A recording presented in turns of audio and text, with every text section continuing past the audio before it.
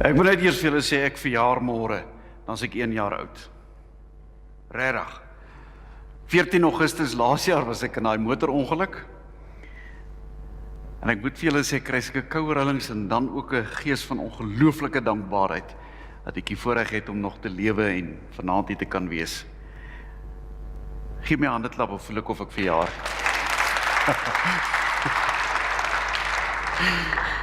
Nou, ek sien daarna uit om 1 jaar oud te word, want dis die tipe aantal kerse waarvoor ek nog die asem het om dit te kan uitblaas. Nou ja, vanaand kom die skriflesing uit Matteus 13 uit. Nou, voordat ons gaan bid en saam lees, sommer net gou so 'n nadink vraagie vir elkeen van julle. As jy nou, ons het dit nou eintlik dramaties gehad, so 'n paar maande terug daar in Nysna met al daai brande. Nou, as jy nou in 'n huis gebly daar in Nysna en jy het nou kans om een item, ja, dis daarom 'n cliché vraag, hoor. Een item uit die huis uit te dra wat jy voel, jy sal nou nooit daar sonder kan wees nie. Nou, ek praat nou nie van skoolkinders nie, ons weet hulle gaan hulle selfoon vat. Alhoewel, daar kan almal net hulle selfone vat, ek weet nie. Maar, kom ons los nou maar die selfone, die smartphones. As jy nou dink, wat is die een item in jou huis wat jy voel, jy sal nou nie, en dan gaan jy moet nou nie verplig voel om te sê, jy gaan jou Bybel vat nie, want jy gaan nie jou Bybel vat nie. Die Bybel is een van daardie vinnig vervangbare items. As jy nou vat, dis eintlik so 'n wanbalans in die wêreld, nê. Die meeste van ons het baie meer as 5 Bybels in die huis. En dan dink jy daar's plekke in die wêreld waar daar nog nie 'n Bybel is nie. So 'n Bybel gaan jy eintlik maklik vervang, behalwe as daardie Bybel 'n persoonlike storie het om te vertel. Maar dit wat jy nie kan vervang nie, wat sal dit nou wees wat jy gaan haal? Dit wat jy nie kan vervang nie. Adel het 'n opsie. Foto's. Ja, daai fase voor digitaal. Ek kan jou sê, daar's 'n paar foto's by ons huis wat ek nie sal uitdra nie. Dis van my vrou met haar vorige boyfriend. So, dit kan bly. Maar ek sal my ander foto's ook probeer vat. Nog?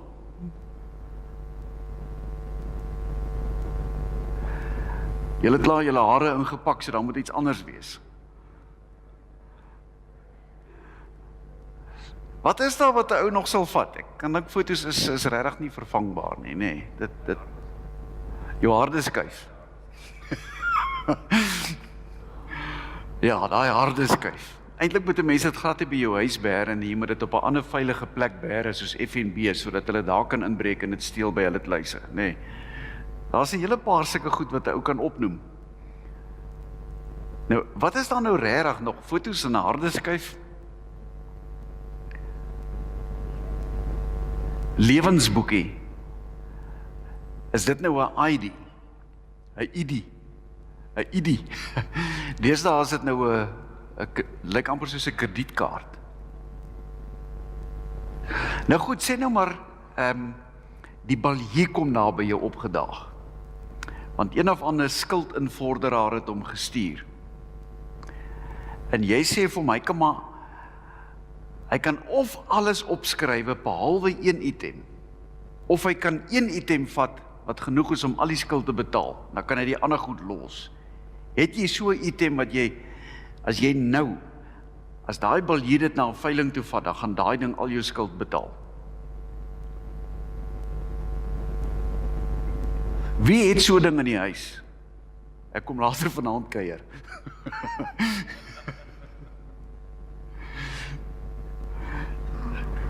Wie kreeg rande? Daar's 'n kreerrand. Nee. Wat het jy? Wat sê, ek bedoel, as jy nou vat, hoeveel het jy belê in skoene, klere?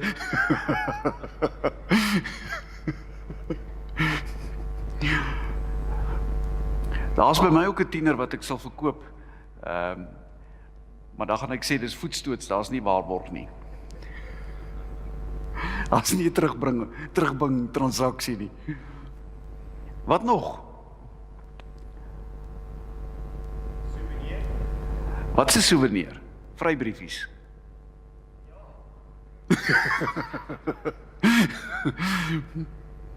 Goed, maak dit seker hulle het 'n vervaldatum. Daai vervaldatum is die dag as jy trou.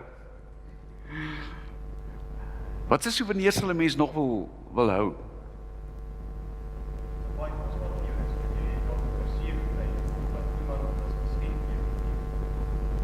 Kan ek vir julle dit vertel? Dis nou regtig so, en hulle is tot vandag toe nog in my kas. Dis een van die waardevolste geskenke wat ek in my lewe gekry het, want dit het baie sentimentele waarde. Ek was nog in Philippolis, en dit gaan terug hier na omtrent 1999 toe, wil ek sê. Toe 2 lidmate van Philippolis Amerika toe geëmigreer. Bill en Ansie Skuman.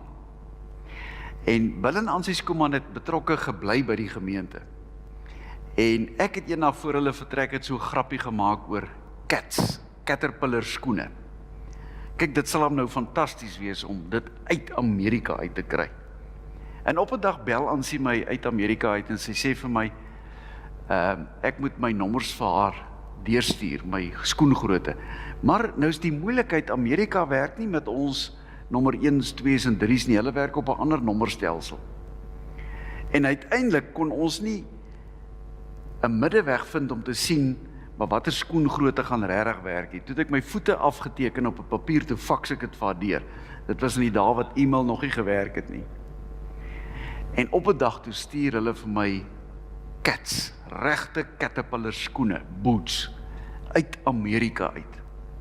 Dis nog vandag vir my 'n baie waardevolle geskenk wat in my kas staan en wat al 'n goeie paar kilos opgesit het.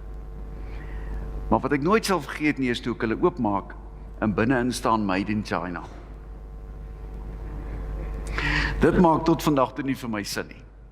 Maar nou ja, regte Amerikaanse cat boots in my kas uit China. Nou vanaand gaan die vraag oor, hy wil seker aanwees. Is hy daar by julle, Anrikus, daar is hy nou. Gestoorde skatte of gebankte rommel? Gestoorde skatte of gebankte rommel? Dink maar 'n bietjie oor daai woord, of daai sinnetjie. Daar's goed in ons lewe waaraan ons verskriklik waarde heg. So baie waarde dat ons dit eintlik in die bank sal wil sit en bewaar. Maar as jy mooi daaroor dink, as jou huis dan nou aan die brand slaan, of as die balje aan die deur kom klop, is dit wat jy het nie maar 'n klomp rommel nie. Skus dat ek jou nou so in die gesig vat, maar sal nou weer uitkom by daai begrip. Of aan die ander kant, dalk is daar waardevolle goed wat ergens onder in 'n kas lê en stof vergaar, of in die motorhuis lê en stof vergaar. Ons het eintlik al vergeet ons het dit, en eintlik is dit waardevol. En so leef ons met die illusie dat ons dink ons het rykdom, maar is eintlik 'n klomp gebankte rommel. Of ons dink ons is arm, maar eintlik het ons 'n klomp gestoorde skatte. Nou wat is dit? Die been wat so op sy eie rondloop, hy hou nie op daarmee nie. Wat is dit in jou lewe wat regtig so van waarde is dat jy jou lewe sal opoffer daarvoor? As daar nou vandag 'n man met sy geweer in my kamer kom staan en hy sê vir my cats of my lewe, dan sê ek, vat die cats. Hy gaan ook dink dit is eg Amerikaans. Maar wat is dit waarvoor jy jou lewe sal opoffer? Wat is dit waarvan die prys eintlik onmoontlik is om te betaal? Kom ons dit net so maak te die oë. Dankie Here vir die voorreg wat ons het om vanaand hier te kan wees. Om ons souvenirs en ons foto's en ons harde skywe so al voor U te kom neersit en na U op te kyk en te vra, hang 'n prysetiket om daardie goed. En U wat vir ons sal vra, wat is vir ons van waarde? Help ons, Here, om vanaand te kyk na ons eie inkopieslys, na ons eie waardestelsel, na ons eie manier van hoe ons waarde toeken aan dinge in ons lewe. En wat U wil hê, die eintlike ding is wat tel. Kom en help ons deur die Gees om by daardie skat uit te kom. 'n Skat wat ons letterlik en figuurlik regtig kan bank. Kom en seën ons deur U woord. Amen. Nou hierdie gedeelte wat ons gaan lees is 3 gelykenisse. Maar voor dit is daar 2 ander gelykenisse ook. Ek gaan kyk daar oor die onkruid en oor die glip hy nou uit my uit. Die onkruid, ja, waardeur Jesus mense geleer het in die goeie saad. En dan kom hy met 3 kort gelykenisse, daarvan vers 44 af. Nou die verskil is, die eerste 2 gelykenisse het Jesus nog met die, amper wil ek sê, met die massas bespreek.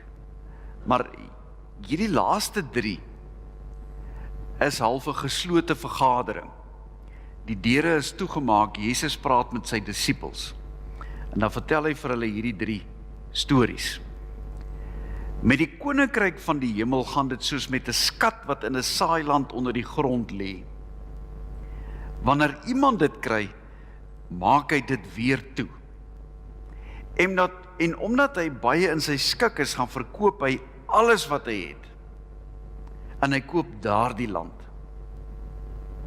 Met die koninkryk van die hemel gaan dit soos met 'n handelaar wat op soek is na goeie parels. As hy 'n baie waardevolle parel raakloop, gaan verkoop hy alles wat hy het en hy koop die parel. Let sommer net op die verskil. Vers 44 is dit 'n ou wat toevallig op die skat afkom in die land. En vers 45 is dit 'n handelaar wat spesifiek, hy is op soek, dis wat hy wil hê. Vers 47. Verder gaan dit met die koninkryk van die hemel soos met 'n treknet wat in die see gegooi is en allerhande soorte vis vang. As dit vol geword het, sleep hulle dit op die strand uit en gaan sit dit om die goeie vis in mandjies bymekaar te maak, maar die onbruikbares gooi hulle weg. So sal dit by die volëinding van die wêreld wees. Die engele sal uitgaan en die slegtes skei van die goeies en hulle in die brandende oond gooi. Daar sal hulle huil en op hulle tande kners. Terloops, baie dink dat hierdie is een van die verse wat dui op die hel. Maar hierdie is nie 'n aanduiding van die hel nie, dit gaan oor die ashoop buitekant, die rommelhoop, buitekant Jerusalem. Letterlik en figuurlik, soos dat ons baie keer ook hier rook sien trek, daar aan die ander kant Geim, daarna by die ou begrafplaas, sy begrafplaas, waar die vullis van Bloemfontein, die rommel, daagliks, eintlik 24 uur verbrand word of staan en smeel. Dis die brandende oond waarvan hier gepraat word. En dan vers 51. Nou vra Jesus vir sy studente, vir sy disippels, verstaan julle al hierdie dinge? Nou dan kom daar die vraag, tipies, hulle antwoord tipies soos wat 'n onderwyser sal hoor in die klas. Verstaan julle hierdie dinge?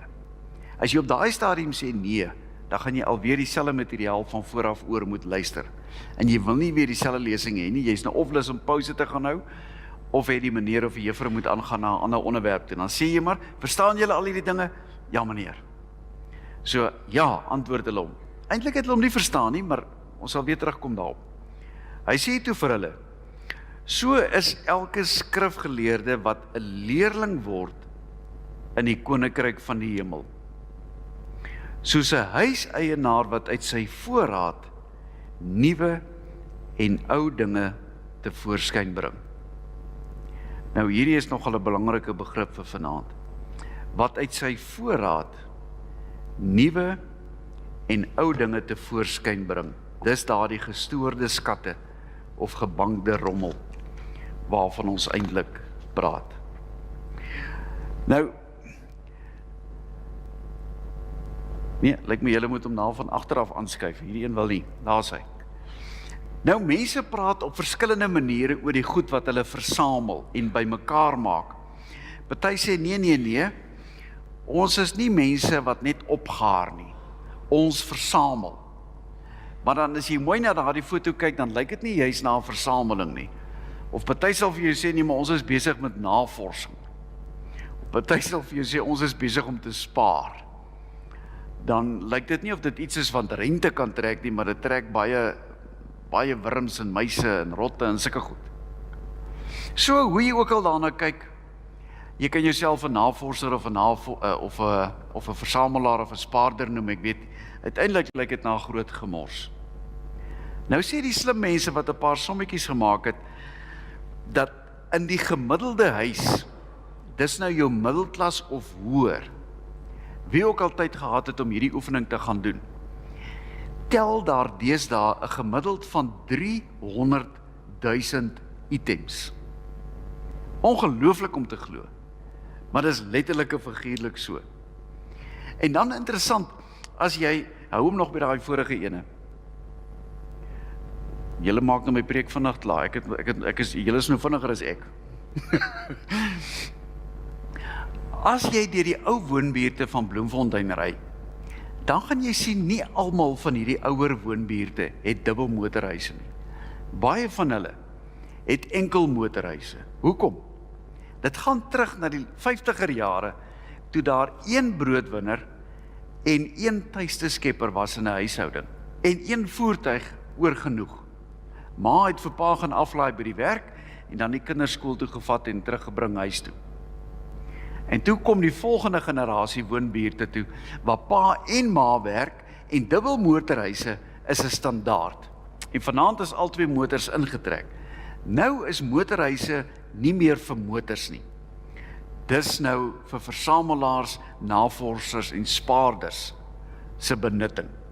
25% van mense met dubbel motorhuise kan nie hulle motors daarin parkeer nie. Al twee motorhuise is beset deur goeders.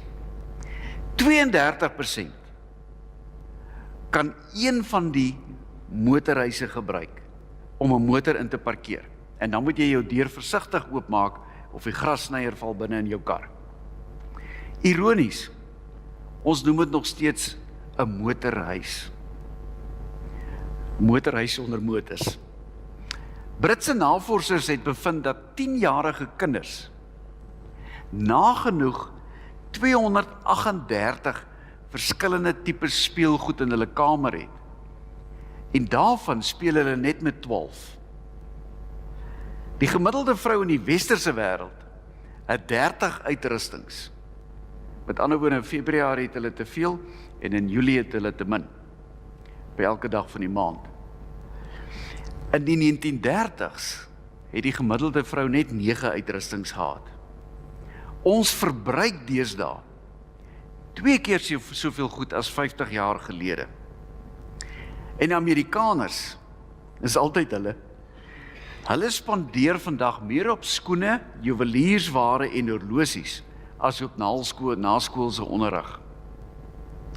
En dan 'n baie debatteerbare punt, omdat dit baie sensitief is deesdae in die gees van gelykheid en stereotipering, maar vroue spandeer gemiddeld 8 jaar van hulle lewe op inkopies. Mans 80 jaar om dit af te betaal. Nee, dis omdat hulle maar nog steeds die kos moet koop wat hulle weet werk, en wat werk nie in die huis nie, en wie eet wat. Ons kry dit, skryf hier aan, dis vir ons verskriklik moeilik om te laat los. Om te los. Dis teen ons aard. Ons wil hou, by mekaar maak. Sê dis ons sin. En dan, aan die einde van jou lewe, wat sê ons? Die een met die meeste speelgoed wen. Kan wees, maar dan is jy nog steeds dood. Los is vir ons een van die moeilikste goed in ons lewe. Maar as daar 'n ding kom soos 'n brand in Knysna, dan het jy nie 'n keuse nie. Dan het jy eenvoudig niks. Want jy wou nog los, toe kom vat die vlamme alles. Of jy het jou hele lewe lank gewerk aan alles wat jy het en jy het gedink, jy's veilig en jy het voorsiening gemaak vir alle moontlike omstandighede en dan klop die balje nie deur. En jy wil nog sê los, dan vat hy. Los is 'n moeilike ding. 'n Paar jaar terug het dit groot opslaa in die koerant gemaak toe 'n Duitse egpaar geskei is. En die hof het gesê elkeen kry die helfte en toe die man 'n kettingsaag gevat en letterlik en figuurlik die TV in die middel deurgesny met die skerm, die bed in die helfte deurgesny en so het hy chaos veroorsaak sodat nie een van hulle twee eintlik iets oorgehad het om te kan wys nie. En as ek nou vandag vir jou moet kom sê los, wat sal jy los en wat sal jy nooit los nie? Jy sal dit bly hou op 'n manier. Ons kry dit nie reg nie. En dan kom ons in hierdie teks en dan lees ons in hierdie 3 gelykenisse, as ons na die volgende prentjie kyk, dan kom ons by die skat. Dis nogal vir ons vreemd. Ek bedoel, jy kan jouself nie indink dat jy hier in Pilkreerlaan gaan afstap en skielik 'n skat raakskop en kry nie. Want jy sien, tensy jy nou iets verloor, is dit iets anders. Maar dis vir ons, as jy iets waardevol het, gaan jy verskriklik baie moeite doen om dit veilig te bewaar. Jy gaan dit in 'n brandlys sit of jy gaan dit bank toe vat. Maar jy gaan dit nie ergens in die grond begrawe nie. Maar hierdie mense, in die tyd van Jesus, waar daar nog nie banke en kluise was nie, het nie 'n ander keuse gehad nie. En dan moet jy mooi kyk, waar lê Israel? Israel lê op 'n moeilike spot. Noord van hulle is die Assiriërs. Suid van hulle is Egipte. Oos van hulle is Babylon. En waar moes hierdie, as die Assiriërs en die Egiptenare mekaar wil gryp, waar sou hulle mekaar kry? In Israel. Of as die Babyloniërs die Assiriërs wou inval, of vir die Egiptenaar wou inval, of vice versa, dan is Israel eintlik die mees geleë plek vir 'n slagveld. Die Israeliete het nie 'n keuse gehad nie. Hulle moes goed in die grond begrawe as hulle gesien het daar's dreigende onweerswolke. Of hulle moes goed in die grond begrawe as daar een of ander natuurramp is wat hulle sou bedreig het. Dit was natuurlik vir hulle om goed te begrawe. Daarom is dit vir ons uit ons kultuuromgewing deesdae 'n vreemde ding dat jy baie toevallige skat ergens in die veld sou raakloop. Maar in Jesus se tyd was dit normaal. Bybelse tye was dit normaal. Nou, hoekom is dit nooit opgegrawe nie? Daar was een van 2 scenario's. Die een is, die persoon het gesterf, sonder om dit ooit vir iemand anders te sê waar dit is. Dit sien ons baie in flieks, waar die ou sê, ek skiet jou as jy nie vir my sê waar is dit of dat nie. En dan weet jy, as jy die waarheid sê, dan gaan jy in elk geval geskiet word. So dis 'n moeilike keuse waarvoor jy gestel word. Of die tweede moontlikheid is jy word juist tydens so 'n slagveld weggevoer in ballingskap of as 'n slaaf. So dis moontlik gewees dat jy op hierdie manier 'n skat sou kon verloor. Nou klink dit half 'n bietjie oneerlik van hierdie ou. Hy skop die skat raak en dan gooi hy die skat weer toe en dan hardloop hy om hierdie grond te gaan koop. En dan sê ons, dis nogal vir ons vreemd, is hierdie ou nie op 'n manier skelm nie. Nee, glad nie. Veral nie gegee die omstandighede van destyds nie. En daar's 3 redes hoekom jy kon sê, hy was nie 'n skelm nie. En die eerste een is, die ou Joodse wet het voorsiening daarvoor gemaak. Finders keepers, né? As jy 'n skat sou raakloop, en jy tel hom op of jy grawe hom uit, dan is dit joune. So, hy was binne die ou Joodse wette. En die tweede rede hoekom ons kan sê, hy was nie skelm nie, is dat hy kon dood eenvoudig hierdie goed gevat en net in sy sak gesteek en weggeloop het, dan sou dit plain eenvoudig steel gewees het. Maar hy het dit nie gedoen nie. En dan die derde ding is, hy gaan en hy koop die grond, sodat niemand agterna vir hom kan sê, jy is net die eienaar van die skat nie, maar dat hy letterlik en figuurlik kan sê, dis myne. Want dis nie net my skat nie, dis my grond, dis my alles. Maar om dit te kan bekostig, gee hy letterlik en figuurlik alles wat hy het, om dit te kan kry. Eienaarskap. Nou daardie ding wat jy so koester in jou lewe, wat is nou die prysetiket wat jy daarvoor sal betaal?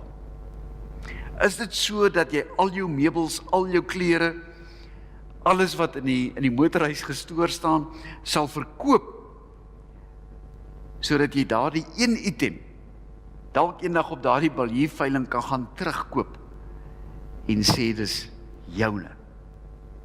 Jy sal alles gee, net daarvoor, en dan kom jy agter, die prys raak hoog.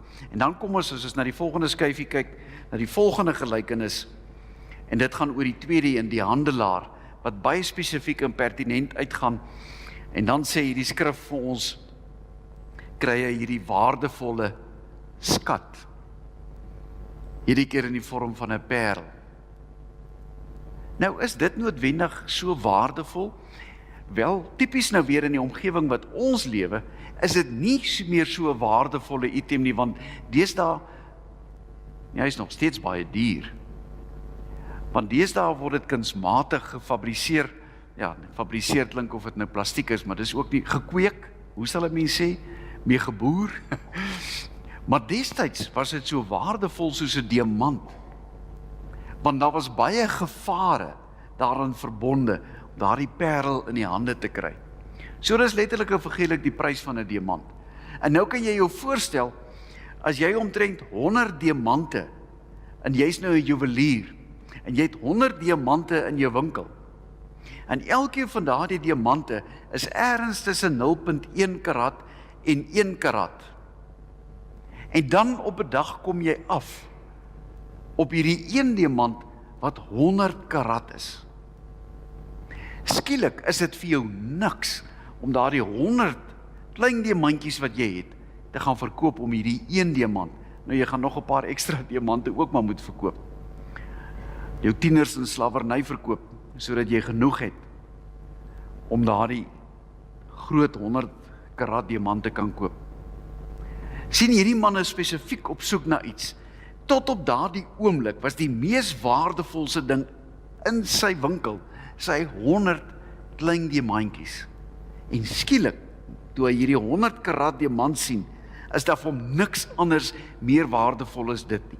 Skielik lyk dit vir hom asof daardie 100 diamante in sy juweliersvoorraad net eenvoudig nie waarde het nie. Hierdie wat ek nou in my hand het, is vir my alles. Ek wil niks meer as dit hê nie. En dan kom Jesus, en hy praat verder, en hy kom by 'n derde gelykenis uit. En nou verander die prys weer. Verstaan julle? As kyk na die volgende skyfie. So sal dit met die, vers 47. Soos met 'n treknet wat in die see gegooi is en allerhande soorte vis vang. As dit vol geword het, sleep hulle dit op die strand uit en gaan om die goeie vis en die mandjies bymekaar te maak, amper weer soos diamante. Maar hierdie keer het jy 'n spesifieke oogmerk. Jy wil net diamante hê wat 1 karat of meer is. Nou ons verstaan die betekenis van hierdie gelykenis. Onthou hierdie 3 gelykenisse praat Jesus net met sy leerlinge, sy disippels. Hy praat nou nie meer met die massas nie, en hy praat spesifiek met hulle, sodat hulle weet, as die leiers, wat word van hulle verwag. En hierdie eerste en hierdie tweede gelykenis wat ons gelees het, is nog 'n manier om te sê, jy kan toevallig op die koninkryk van God afkom, soos die man wat 'n skat in die veld ontdek. Of jy kan spesifiek soos 'n soeker afkom op 'n spesifieke diamant, waarvan die waarde vir jou net te oorweldigend is. Of jy kan, en dis in hierdie derde plek, die nette ingooi, en alles sleep wat jy kan, en dan as jy dit op die strand het, kan jy dit sorteer en sê, van waarde beteken niks. Ek sal 'n groot prys betaal hiervoor, ek sal nie hiervoor betaal nie, ek sal jou inteendeel, ek sal jou betaal om dit weg te vat. En dan beland 'n klomp goed op die ashoop buitekant Jerusalem, word dit gegooi om weg te smeel. En ons weet daardie verskriklike stank wat daaruit kom. En dan weet ons wat Jesus hierdeur sê, dat selfs in die kerk is daar goeie mense, maar hulle harte behoort dalk nie in die Here nie. En dit sal ons nie weet, totdat die laaste dag aangebreek het nie. Maar hier kom sê Jesus vir hulle, tot dan toe, het ek met almal geduld. Maar nie almal gaan dieselfde prysetiket kry nie. En dan vra Jesus hierdie groot vraag, verstaan julle al hierdie dinge? En dan wil ek vir jou kom vra, wat verwag jy om te kry? En dan weet ons aan die einde, hulle het gesê ja, maar hulle het nie naaste by dit verstaan. Hulle het die teorie verstaan. Hulle het geweet wat hulle nou moet leer vir mense. Maar dit het nog nie hulle hart gegryp nie. Hulle het gedink, dis maar net 'n paar toevallige skatte, waarop hulle in die veld afgekom het, sonder om daarvoor te soek. Of hulle het dalk gesoek en 'n klomp parels gekry, wat baie werd was, maar hulle het nog nie verstaan, voordat daardie parels nie op 'n veiling gekom het, om te sien, wat is mense bereid om te betaal daarvoor, om te sien, wat is dit regtig werd nie. Maar tog sê hulle verstaan. En dan sê Jesus vir hulle, soos 'n huiseienaar wat uit sy voorraad nuwe en ou dinge tevoorskyn gebring het. En daar sê Jesus vir hulle, julle staan in die bedeling van die Nuwe Testament, maar ons gooi die Ou Testament nie weg nie. En nou sê hy vir hulle as ware, maak die motorhuisdeur oop. Kom ons begin te soek, wat in jou voorraad, in jou batelys, is eintlik net 'n klomp laste. Wat hiervan kan ons weggooi, want dit dra nie waarde nie. Wat hiervan moet jy regtig hou? En waarvan kan jy ontslaa raak? En dan kom staan hy voor jou geestelike motorhuis, en hy sê vir jou, kom ons maak oop. En kom ons begin uitsorteer. En dan kom jy op 'n nuwe reis met Jesus. En dan begin jy kyk, wat is 'n klomp gebankte rommel, wat jy regtig in die vuur op die ashoop kan gooi, aan die brandsteek. Wat is opgegaarde skatte, wat jy al lankal ergens langs die pad verloor het, en wat jy weer 'n slag moet afstof, en sê, wow, ek sal my lewe hiervoor gee. Die laaste skyfie, en nou wil ek 2 groot Latynse begrippe gebruik. Nie om daarmee te brek nie, maar dit sê dit so mooi. Jy kan as ware nie hierdie gelykenisse lees, as jy nie Genesis 1 ook lees nie. In die begin het God geskep. En daar's 2 begrippe wat wetenskaplikes al baie lank besig hou. Ex nihilo en ex complexio. Nou ex nihilo beteken om te skep uit niks.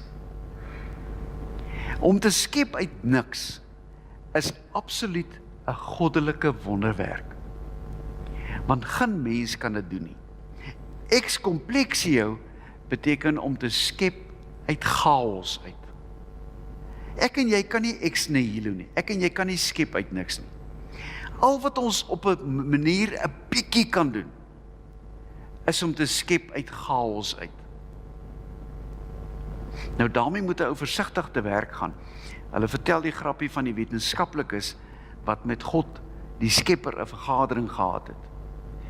Toe sê hulle vir die Here, hy moet mooi kyk na wat het hulle alles gemaak. Nou sê die wetenskaplikes, ons het gemaak dat daar deesdae slimfone en iPads en digitale televisie en al hierdie goed wat so ontwerp is. Ons het dit gemaak. Dan sê die Here, nou maar goed, kom ons begin 'n nuwe kompetisie. Ons gaan nou iets maak wat nog nooit in die wêreld bestaan het nie.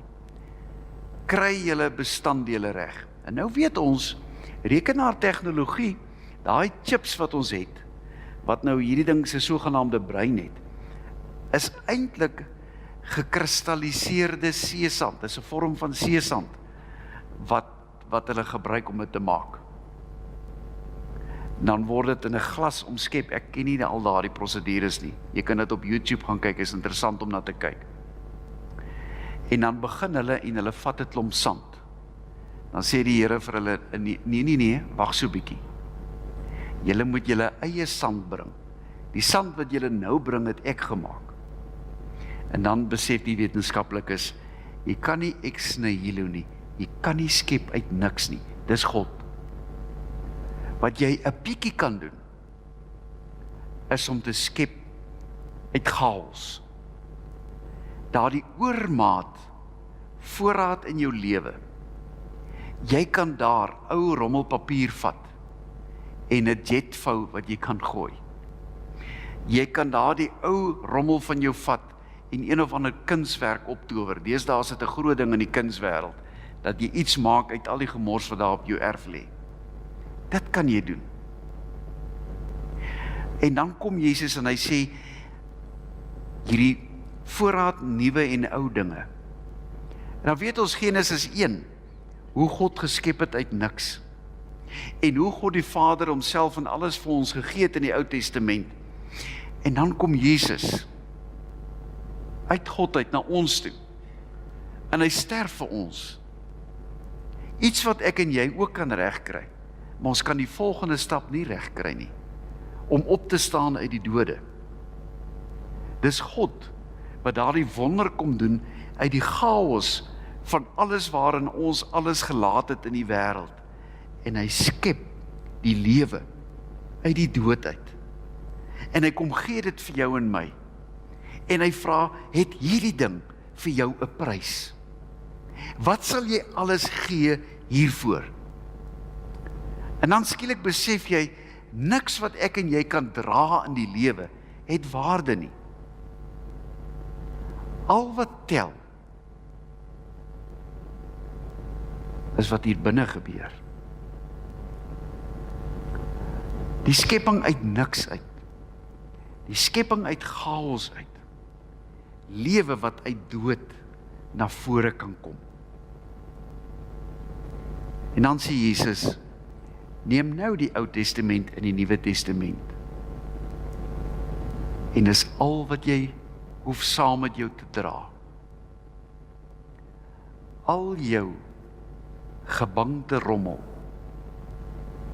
kan jy maar weggooi.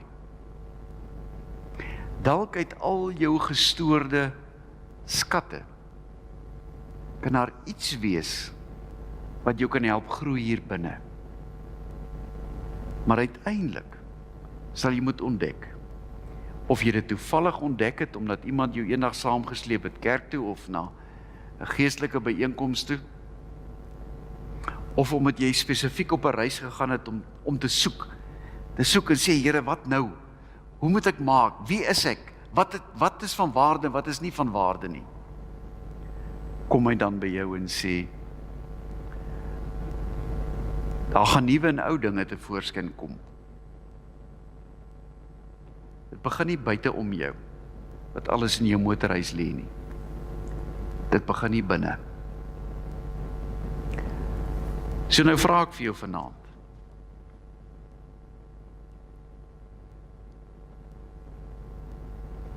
Het jy dit hier binne?